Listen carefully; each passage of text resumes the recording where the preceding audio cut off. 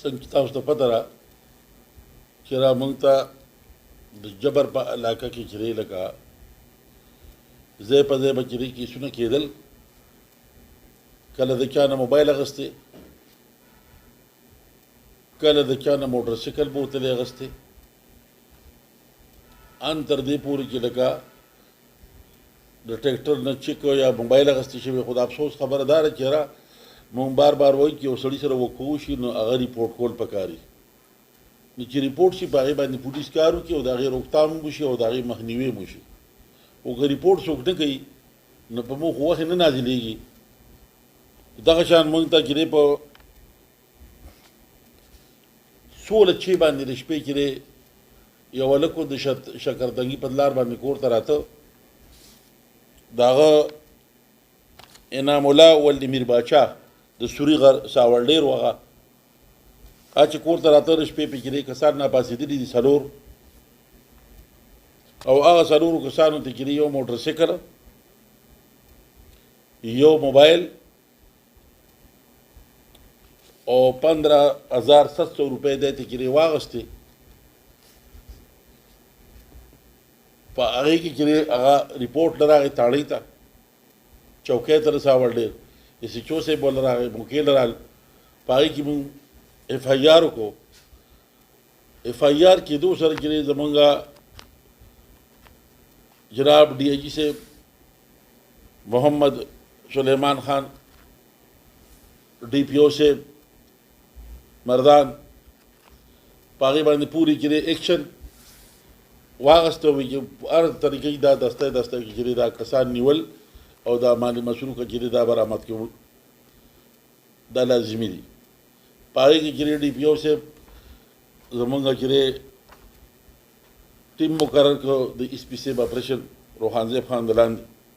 هغې کې موږ خپله کار وکړو ایس ایچ او صاحب هغې کې دا یو هلک چې د ده پورې رسایي وکړه د ده نوم دی محمد فیاض عرف مصطفی ولد حضرت عثمان ساکن بابو کلي ساکوټ دا هغه ساکوټ لکه دا شیرګړ سره په پولې دلته نه به راته دلته کې رشته دارو سر کور او دلته به راته او دلته به دا وقوې کولې هغه پورې رسایي شوه د هغه نه هغه نه موږ چې دی هغه موټر سایکل چې کوم چې دی هغه دلته کې اخیستی په زوره باندې هغه موټر سایکل 15,700 روپۍ هغه موبایل چې کوم چې دی اخیستی شو او هغې سره چې د کومه چې تماچه په دغه کې استعمال کړی وقوه کې هغه دا چې څومره شوکه شوې وه ټوله برآمد شوه مزید انټاروګیشن چې د زموږ وکړ نور کسان هم د نومونه خولی دي خو هغه صیغې راز کړي به موږ نیسو که خیر دروي خو ده بیا چې دی لکه پوره چې دی احال وي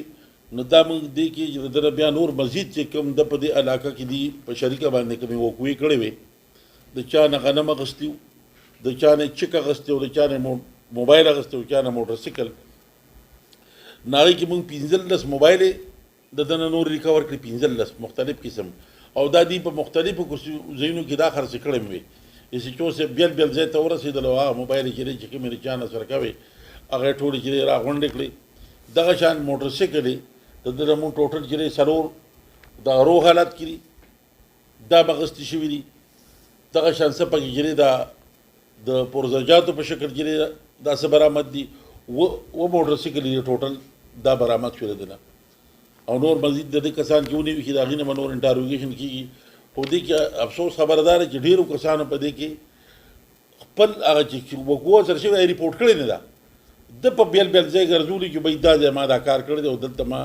دا شی اخیستی دی سره د ملګرو او بیا زه تللی ما او موږ هلته کې چې کوم ځای کې ده خرڅ کړی دی یا کوم ځای کې ودرولی دی هلته موږ دا برآمدګي کړې ده نو یو ښه کار چې دی لکه په هغې باندې وشو کار پې وشو د الله په فضل باندې موږ دا وایو چې چا سره وقوع شوه ورځ پس پټ رئیس شي میاشت پس پټ رئیس شي هفته پس پټ رئیس شي خو ریپورټ پولیس ته کوئ چې روکتام وشي که چېرې دا روکتام نه وي دا ریپورټ دغه هلک نه وی کړی مزید به دوی نور وقوعې کولې نو بدنامي کېږي ویره امن نشته امن شته خو امن به زو ته راولو چې یاره موږ ریپورټ وکړو یو شی ریپورټ کړو د هغې نه علاوه د امن نه علاوه د عوامو تعاون چې دا ډېر لازمي دی عوام که تعاون نه کړي الله ګواه دی که چېرې مونږ یې حاصل کړو ځکه چې ته زما سترګې په علاقه کې چېرې لکه یو کار کېږي نو دومره که چېرې انفارمیشن هر یو شی تا ته د مخې نه وځي نو امن به موږ په شریکه قایمو زه به یوازې څه وکړم بل به یوازې څه وکړي اوس دا چېرې او دا ژوند داسې لکه دا دی اوس وایي چې لکه زه رڼه توبه وباسم رڼه مې توبه ایستې ده چې لکه زه به غلط کار نه کوم زه په دې شته ستومان یم